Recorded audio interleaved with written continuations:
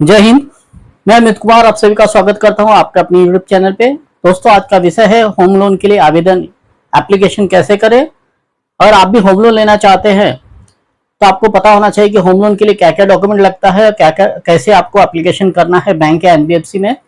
तो चलिए इस वीडियो की शुरुआत करते हैं, फटाफट देखते हैं हमें क्या क्या पेपर लगेंगे, क्या क्या डॉक्यूमेंट्स हमें सबमिट करने होंगे बैंक में। तो दोस्तों, आज हम बात करने वाले हैं सेल्फ एम्प्लॉयड इंडिविजुअल इनकम, यानी वो व्यक्ति जो बिजनेस अपना खुद का व्यवसाय करता है उसके बारे में बात करेंगे।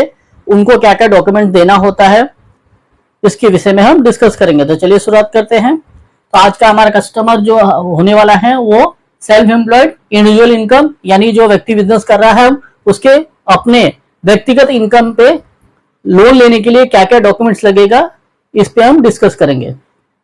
तो सबसे पहले हमें आईडी प्रूफ की आवश्यकता होगी। तो आपने क्या करना है, पैन कार्ड, आधार कार्ड, क्लियर कॉपी, ये जो भी पेपर आप प्रोवाइड करेंगे बैंक को वो सारे क्लियर कॉपी होना चाहिए।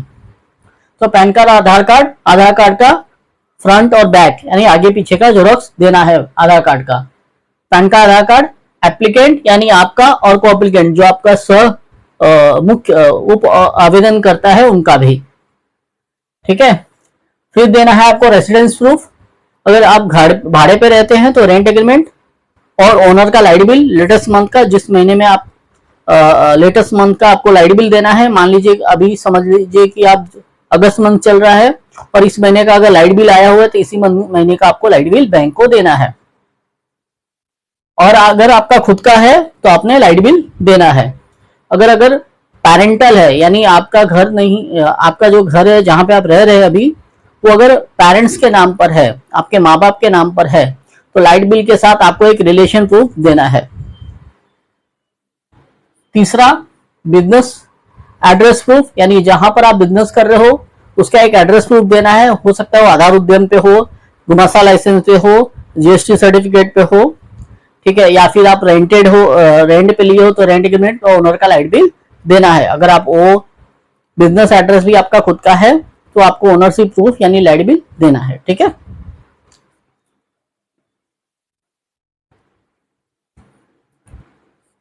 बिजनेस प्रूफ में आपने गुमास्ता लाइसेंस यानी शॉप स्टेब्लिशमेंट लाइसेंस, जीएसटी, आधार उद्यम, फूड लाइसेंस, इस तरह के जो भी लाइसेंस होते हैं गवर्नमेंट द्वारा प्रोवाइड किया वो आपने लाइसेंस देने हैं। 3 years बिजनेस कंटिन्यूटी प्रूफ। एक बात ध्यान रखिएगा, जो भी आप अगर होम लोन के अप्लाई कर रहे हैं तो आप जो बिजनेस करें कम से कम 3 साल पुराना होना चाहिए, यानी उस बिजनेस में आपको कम से कम 3 साल बीत चुका हो, इसका आपको प्रूफ देना पड़ेगा।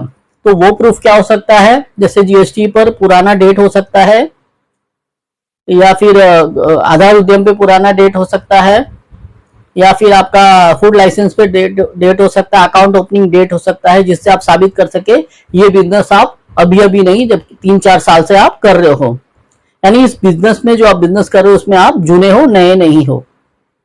तो आपको ये 3 साल का business experience proof, continuity proof देना है। 3 years income tax return file देना है, जिसको शॉर्ट फॉर्म में आईटी फाइल कहते हैं, ये भी आपने देना है। और आईटीआर में क्या क्या देना है इसके विषय में हम सेकंड वीडियो में डिटेल में समझेंगे। के बाद 1 year 1 साल का सेविंग और करेंट अकाउंट आपने देना है अपडेटेड, यानी आज जो तारीख है आज तक का, अगर आज मैं लोन के लिए आवेदन दे रहा हूं तो आज तक का मैं अपने बैंक स्टेटमेंट का एंट्री लेकर दूंगा बैंक को, और वो भी क्लियर कॉपी होनी चाहिए, यानी प्रॉपर दिखाई दे, इस तरह से हमें वो चीज देना है। पासपोर्ट साइज फोटो लेटेस्ट होना चाहिए और क्लियर होना चाहिए। को एप्लीकेंट यानी उप आवेदन कर्ता के साथ आपका क्या रिलेशन है उसका एक प्रूफ लगेगा, वो देना है आपको एक बिजनेस प्रोफाइल बना के देना है बैंक को। जिस बैंक में भी आप अप्लाई कर रहे हैं आपको एक बिजनेस प्रोफाइल भी बना के देना है। तो बिजनेस प्रोफाइल में क्या क्या लगेगा ये भी हम नेक्स्ट वीडियो में डिस्कस करेंगे। तो दोस्तों, इस तरह से आपने ये सारे डॉक्यूमेंट्स इकट्ठे करके अपने क्लियर डॉक्यूमेंट्स एक फाइल बना के बैंक में आपको देना है। इनकम प्रूफ, इनकम प्रूफ में हमें 3 साल का आईटीआर देना है, और 3 साल के आईटीआर में हमें क्या क्या देना है तो हम देखते हैं। सबसे पहले अगर आप बिजनेस करते हैं तो आपके सीए ने जो आईटीआर फाइल किया है वो आईटीआर 4 में फाइल किया होगा। तो हमें क्या क्या देना है बैंक को, आपको आईटीआर में देना है acknowledgement copy, profit and loss account, balance sheet और कॉम्पिटिशन ऑफ इनकम। ये सारी चीज आपका सीए सर्टिफाइड होना चाहिए। मान लीजिए एवाई यानी असेसमेंट ईयर 23-24 का आपने 23-24 का आईटीआर दिया, तो 23-24 के आईटीआर में क्या क्या आएगा, एक्नॉलेजमेंट कॉपी आएगा, प्रॉफिट एंड लॉस अकाउंट आएगा, बैलेंस शीट आएगा और कॉम्पिटिशन ऑफ इनकम आएगा। ये सभी चीज आपको बैंक को प्रोड्यूस करना है 3 साल का। ठीक है, इसके अलावा आपको देना है AS26 फॉर 3 इयर्स, 3 साल का आपको AS26 देना है। मान लीजिए आप किसी पार्टी का काम करते हैं और उसने आपको पेमेंट जो है टीडीएस कट करके दिया है, तो इससे ये प्रूफ हो जाएगा, यानी बैंक को आपका बिजनेस वेरीफाई करने में काफी आसानी होगी और आपका लोन भी सैंक्शन करने में दिक्कत नहीं होगा। तो ये आपको देना है। इसके अलावा 6 मंथ का GSTR 3B रिटर्न आपको देना है।